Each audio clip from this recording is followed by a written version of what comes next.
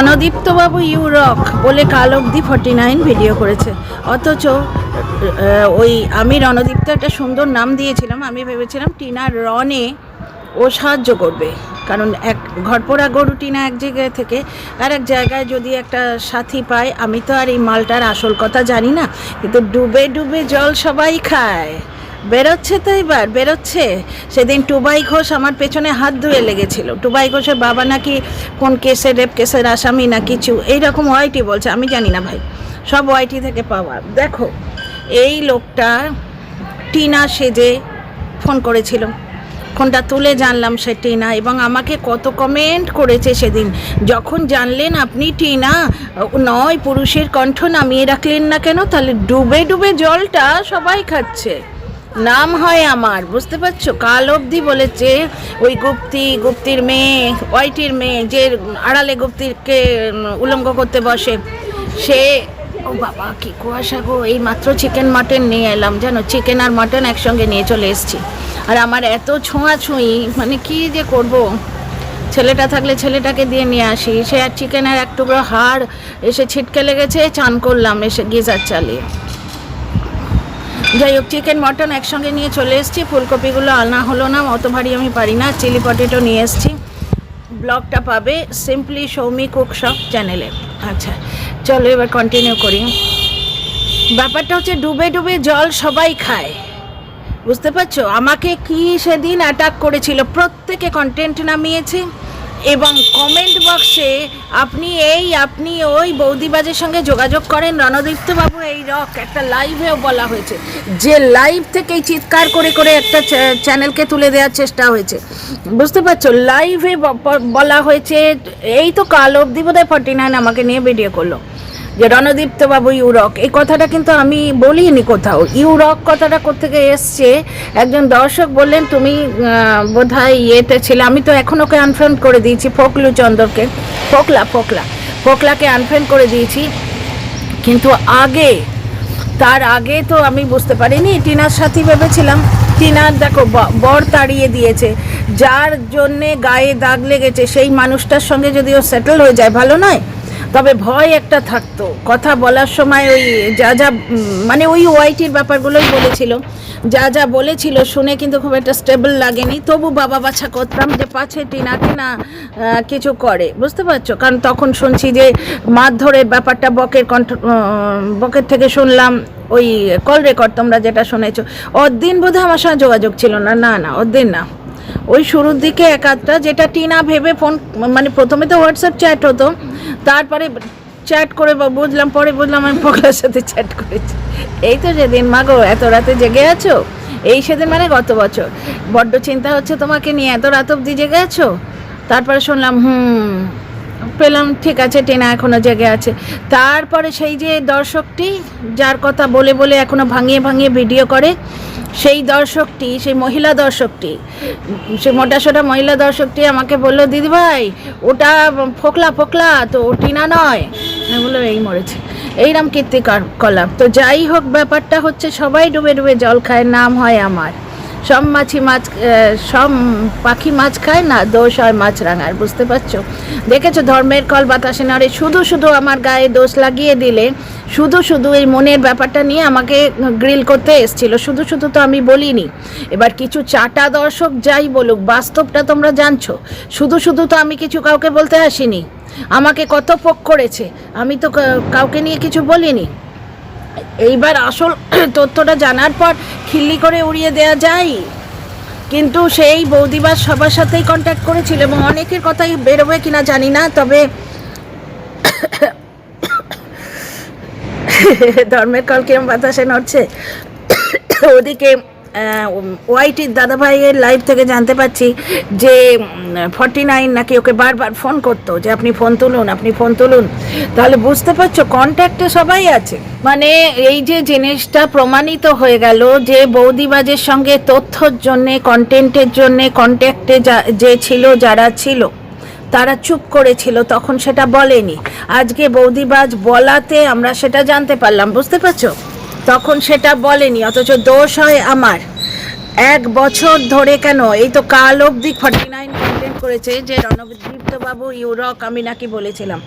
তো যাই হোক, আমি তো দেখো, আমি তো ওই রকম মানুষ নই, দোগলা নই যে ভেতরে তার সঙ্গে কন্ট্যাক্ট রাখবো এবং মুখে তাকে নিন্দে করে লোকের সামনে, যেহেতু সে একটা নিন্দনীয় কাজ করেছে, মুখে তাকে নিন্দে করব তা তো নয়। আমি যখন কন্ট্যাক্টে ছিলাম, আমি যখন ভালো ভেবেছিলাম, তখন সকলের সামনে বুক ঠুকে ছাতি ঠুকে ইয়ে করেছিলাম, সম্মান দিয়েছিলাম, সাপোর্ট করেছিলাম, ভেবেছিলাম টিনাকে ডিভোর্সটা হয়ে যাবে, টিনাকে বিয়ে করে তার সাথে থাকবে। এবার খিল্লি করে নেনু হয়ে ঘুরে আছি, বেশ করেছি, কি সুন্দর। আজকাল তো ফ্যাশন হয়েছে কিছু না পরে ঘোরা, এইরকম করে নগ্নতা ঢাকার চেষ্টা আলাদা, কিন্তু তুমি যে নগ্ন সেটা তো বোঝাই যাচ্ছে। দিনের পর দিন আমাকে গ্রিল করা হয়েছে, আমাকে কন্টেন্ট করা হয়েছে, বুকে আঘাত লাগলে না ইউনিভার্স সেটা ফেরত দেবেই। এই মনের ব্যাপারটা আমার খুব খারাপ লেগেছিল, যে দূর রে বাবা, একটা মেয়ের ক্ষতি হবে বলে আমাকে আড়ালে এসে কন্ট্যাক্ট করলো। তাহলে তুই কমেন্টে করতে পারতিস, তুই আড়ালে এলি কেন? শুধু তাই নয়, কোনো মানুষ যদি, ধরো আমার এই দর্শকদের মধ্যে কেউ যদি সৌমিদি বলে ভালোবেসে একটু কথা বলে, আমি তার সঙ্গে কথা বলবো না? এবার এর চক্করে কি হচ্ছে, এই যে এরকম নোংরা দু চারটে চক্করে কি হয়ে যাচ্ছে, মানুষ সকলের থেকে ভয় পাচ্ছে, আমি সকলের থেকে গুটিয়ে নিচ্ছি। কেউ আমাকে হাই হ্যালো করলেও আমি সাড়া দিচ্ছি না, বুঝতে পারছো ব্যাপারটা? কারণ আমার ক্ষেত্রেই কি হচ্ছে, মানে সেই খারাপিয়া কোচ নেই, গ্লাস তোরা বাড়া না, এরকম ব্যাপারটা হচ্ছে না, বুঝতে পারছো ব্যাপারটা? সোসাইটির গাড়িটা এক্ষুনি পেরিয়ে গেল, আমি যদি ব্যাক ক্যামেরা করে তোমাদের দেখাতে পারতাম বেশ হতো, তা আমার আর ইচ্ছে করলো না। আমি অ্যাকচুয়ালি বাড়িতে লোক আছে বলে ব্যালকনিতে বেরিয়ে এসেছি, বাড়িতে ছেলের বন্ধু এসছে 2-3 জন, ওরা একটু কথা বলে বেরিয়ে চলে যাক, ওরা নিজেদের ঘরেই আছে, তাও আমি ভিডিও করছি, এই জিনিসটা ওদের সামনে আর করলাম না।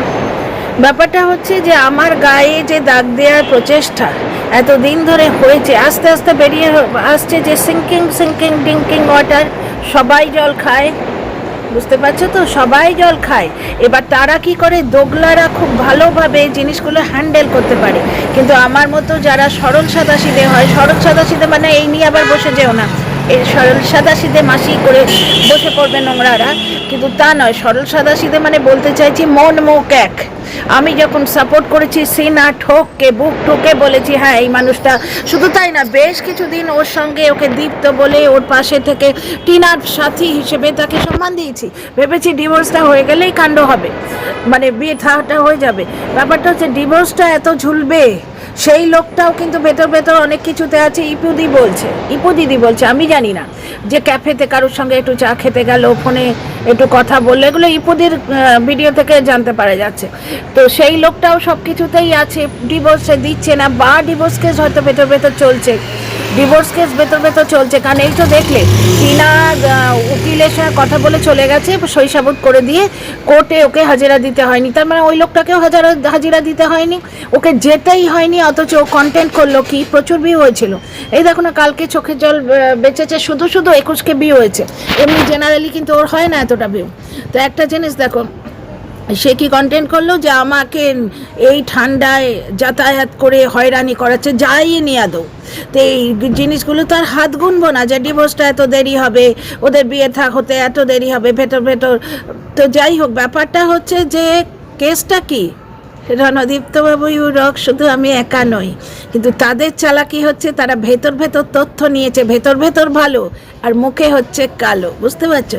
ভেতরে ভালো, মুখে কালো, মানে ভেতর তথ্য নিয়ে খুব ভালো বন্ধুত্ব, বাইরে দেখাচ্ছে না। বৌদিবাজকে আমি একদম পছন্দ করি না, কিন্তু আমি যখন দেখলাম যে সেই মানুষটা, আমি না একদম দোগলামো এবং বিশ্বাসঘাতকতাটা সহ্য করতে পারি না। বরের ঘরের মাসি, কনের ঘরের পিসি নিয়ে আমি থাকতে পারি না। হ্যাঁ, নিজের ঘরের মাসি পিসি দুজনকে নিয়েই থাকবো, মাসিও আছে পিসিও আছে নিজের ঘরে, কিন্তু সাপোর্ট করব স্যামকে, আর পিসির সঙ্গে ভাব করব রামের পিসির গলা জড়িয়ে ধরে ঝুলবো, এই দোগলামো, এই মিথ্যাচারিতা, এই নোংরামো আমার দ্বারা হয় না। সুতরাং আমি যাকে সাপোর্ট করেছি, ওপেনলি সাপোর্ট করেছি, এবং মনের সঙ্গেও আমার কোনো দুশ্মনী নেই, কিন্তু আমার আঘাত লেগেছিল যে এক তো তুমি গোপন কথাটা বাইরে এসে বললে, কেন বললে তুমি লাইভ করে, এদিক করে ওদিক করে, তারপরে সেই কথাটা নিয়ে এমন একজনকে গিয়ে সাপ্লাই করলে যে আমার গায়ে দাগ দেবার জন্য পাবারই রয়েছে, তো কষ্ট তো হয়ই। দেখো, আমি বলেছিলাম না, ইউনিভার্সকে যা দেবে ইউনিভার্স ফেরত দেবে। দেখো, ওয়াইটির বাজারে কিছুই লুকোবে না, বেরিয়ে আসছে তো, বুঝতে পারছো? এখন খিল্লি করে রামকে শ্যাম বোঝাতে গেলে তোমার তরমুজ সবুজ বললে হবে, ভেতরটা যে লাল সবাই তো বুঝতে পারছে। এবার আমি কখনো দোগলামো করি না, ভেতরে যা মুখে তা, বুঝতে পারছো? ভেতরে বোন যখন সাপোর্ট করেছিলাম তখন মুখেও সাপোর্ট করেছিলাম, যখন থেকে ভেতরে সাপোর্ট করি না তারপরে 2-4 বার কল করেছে আমি তুলিনি। এটার সাক্ষী হচ্ছে সেই পুরুষ দর্শকটি, সেই পুরুষ দর্শকটি যে যার সঙ্গে যোগাযোগে ছিলাম বলে আমার গায়ে দাগ দেওয়া হয় না, কারণ এইসব পাবলিকের সঙ্গে যোগাযোগ থাকাটা গায়ে দাগ। তো সে আমায় বলেছিল তোমায় কি ফোন করছে, আমি বললাম হ্যাঁ ফোন করছে। ফোন করেছে সেই জিনিসটা তুলে আমি টাইম ফ্রেমটা তার কাছে পাঠিয়েছি, আমি ফোন তুলিনি, কারণ তখন কল রেকর্ড হয়, হয়, এগুলো সব জেনে গেছি। প্লাস আমার আর ইচ্ছে ছিল না, টিনার সাথী ভেবে আমি সাপোর্ট করেছিলাম, মেয়ের মতো ভেবেছিলাম, তাই জন্য তাকে সাপোর্ট করেছিলাম। এখন দেখলাম সে ভার্চুয়াল ক্যারেক্টার, কন্ট্রোভার্সি ক্রিয়েটার, ব্লগারের সম্পর্ক, ওআইটিতে এভরিথিং কন্টেন্ট, এত বুঝিনি। একটা দর্শক ছিলাম, ঝাঁপিয়ে পড়ে সাপোর্ট করতে এসেছিলাম, বাস এইটুকু। এখন মানে প্রফেশনাল কন্ট্রোভার্সি ক্রিয়েটার, এখন আর ভুল করবো না। তবে একটা কথা তোমাদের বোঝাতে চাই, দেখো কন্টেন্ট দিয়েছে, কন্টেন্ট করব না? এত গাল দিয়েছে, এত গাল খেলাম 2 বছর ধরে। কাল অব্দি 49 রণদীপ্ত বাবু ইউরক বৌদি বাজছে কেন হলো বলে আমাকে এখনো বলছে, তাহলে আমার মেয়েরা তো কন্টেন্ট করনা বানতা হয় না। আমি কাল ওর লাইভ হয়েছে, আমি দেখিনি, আমি সিরিয়াসলি দেখিনি। হ্যাঁ, কেউ ডাউনলোড করে থাকলে পরে দেখবো। আমি তো জানি ও আজ লাইভ করবে, কাল ডিলিট করে দেবে, ইচ্ছে করে দেখিনি। কারণ আমার কিরম যেন একটা হয় যে বছরের শেষ হচ্ছে, তো এখন নোংরাদের দেখবো না, নতুন বছরটা শুরু হয়ে যাক 2 জানুয়ারি থেকে দেখবো। তো যাই হোক ডিয়ার ফ্রেন্ডস, সবাই খুব ভালো থেকো, আগামী বছর খুব ভালো কাটুক। এখন একটু ভালো মন্দ খাবো, আমি তো কিচ্ছু জুটলো না, পাগলের মতো নিচ্ছে। 10টা সিঙ্গাড়া নিয়ে চলে গেল চোখের সামনে থেকে, আমি সিঙ্গাড়া পেলাম না, ব্রেড পকোড়া পেলাম না, চাউমিন অবশ্য ছিল, তো ছেলে বললো চিলি পটেটো খাবে। শর্টস দিয়েছি দেখো, ব্লগ দিয়েছি অন্য চ্যানেলে দেখো। তো চলো তাহলে, দেখছো আমার মন এক মুখ এক, আমি দোগলা নই, বুঝতে পারছো? যখন ভেতর কথা বলি তখন সামনে সেটা স্বীকার করি, ভিডিওতে স্বীকার করেছি, কিন্তু চুপ করে থাকিনি যে ভেতর ভালো আর বাইরে কালো। আমারও নেচার নয়, ভেতরে ভালো বাইরে কালো, সব বেরোবে। এই তো বেরিয়ে এলো 49 নিজে ফোন করতো, ঝনুকে ফোন করতো, তবে বৌদিবাজকে ফোন করেছে, অথচ দোষ হয় আমার, তাই না? তো চলো এই ভিডিওটা এখানেই, ভেতরে যাই, একটু চা টা খাই, প্রণাম করি, সন্ধে হচ্ছে। তোমাদের একটু ব্যাক ক্যামেরা দেখাবো, কুয়াশা, বাপরে বাপ, আর সারা দিনে রোদ উঠলো না গো। বাবা মা রাই আজকে বাইরে আছে, বুঝতে পারছো? আজকে মানে প্রাণী নেই বাইরে। তারপর ভাবলাম বিনা পয়সায় সিমলা ঘুরে আসি, যখন বেরোচ্ছি বাড়ি থেকে একটুও বেরোতে ইচ্ছে করছিল না। চলো, শুভ সন্ধ্যা, আবার দেখা হবে একটু পরে একটা অন্য কন্টেন্ট নিয়ে।